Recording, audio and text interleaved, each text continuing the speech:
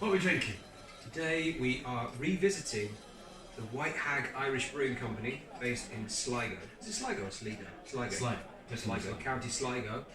Last time we reviewed one of their beers, it was from the Spree series. It's an experimental beer, yeah. It tastes like mouthwash mixed with cream soda. Yeah, it was a special edition for St. Patrick's Day.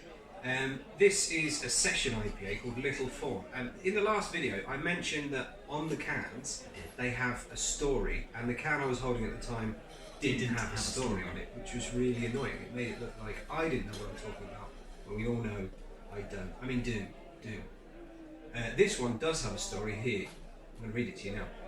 Discovered as a child on the slopes of Ben Bulben, there's two Bens in there, Ben Bulben, by Bran and Skjolen, this young and sprightly warrior, spent his summers foraging and hunting the mountains and woodlands. These local flavours are reflected in the taste experience. Local flavours? Yeah. I'm sure people talk about there being grapefruit. I like the way that they link the story. This is the story, like some folklore, and then, as you can see in this beer... This is Little Fawn is Oishín, the son of someone. I tell you what, we have a series of programmes called Tales from the Other Side. Do you remember the name?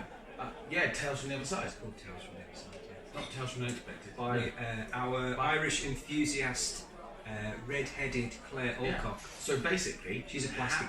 Have a look. Have a look in the description down below and click on that if you want to know more about Little Fawn. Meanwhile, in the world of beer, shall we crack on? Let's crack on. That got your attention, didn't it? Look at that. Look at the head Foamy. on that. Foamy, creamy head.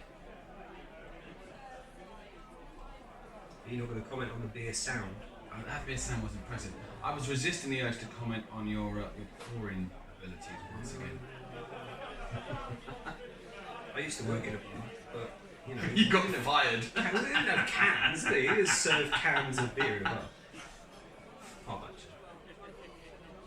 right. Look at the robe on that. Yeah, it's quite pale. It is very pale. It's quite carbonated as well. That smells amazing. Okay. Yes. So appearance. Quite light. Quite a light. It looks almost like a blonde. It's quite pale. A wheat beer. A wheat beer, yeah. And already the nose is drifting off it, my friend. Oh my word. It smells amazing. Grapefruit. Grapefruit, yeah. Just a grapefruit. Yeah, oh wow. Super fruity. Just the way you like it. Yeah. Oh yes. Oh, absolutely. See, I'm not really an IPA guy, but that's like a fruit pastel. I'm salivating. Can we drink something? Yeah, chin, let's go.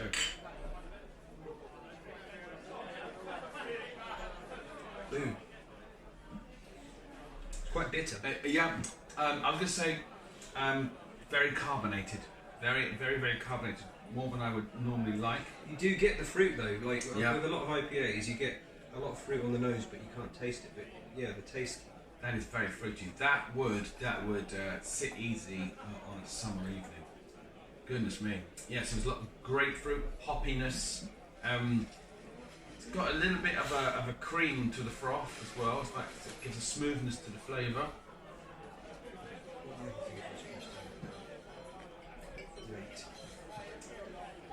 It's quite light. It's quite light in the front of the mouth as well.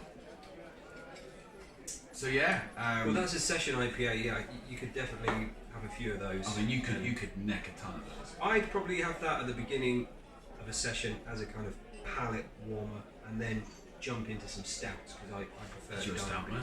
You're a stout man, absolutely. I would say